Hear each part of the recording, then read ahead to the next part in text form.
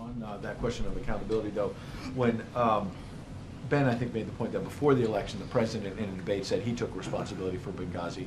Before the election, Secretary Clinton did a series of interviews, I think in Peru, where she said she took responsibility. But now, after the election, after the report comes out, we hear about 3 or 4 State Department people taking the fall. How is it that they're taking responsibility when the president and Secretary of State say... So let me just get this straight.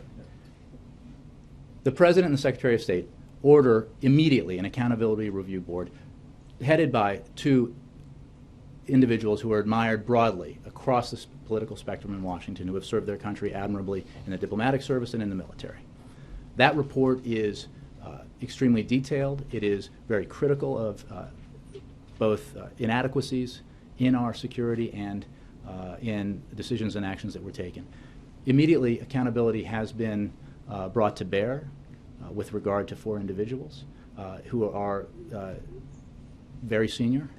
And your question is, why aren't they being... This is the State Department. The Secretary of State said she understood that State Department, embassy security was on her watch and action has been taken. Okay, but those people are taking the fall. I'm just asking. So the Secretary of They're State... not taking the fall, Well, what Ed. are they doing? Somebody resigned. Taking the people fall got suggests reassigned. that this is an accountability and responsibility. That's what it is. What are you suggesting?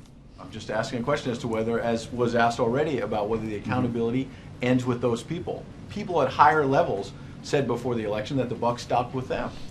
Well, I'm not sure what you're suggesting. Did they say that before the election? There were some individuals who made a lot of reporting that turned out to be entirely false based on the paragraph I just read, Sure. Ed. And the facts in the report are the facts. The accountability that's been taken is being taken. And I think it demonstrates the President's seriousness on this issue, a seriousness that is not just limited to steps we need to take to improve our security for our diplomats around the world, but also the steps that we are continuing to take to make sure that the individuals who took the lives of 4 brave Americans are brought to justice, and that effort continues.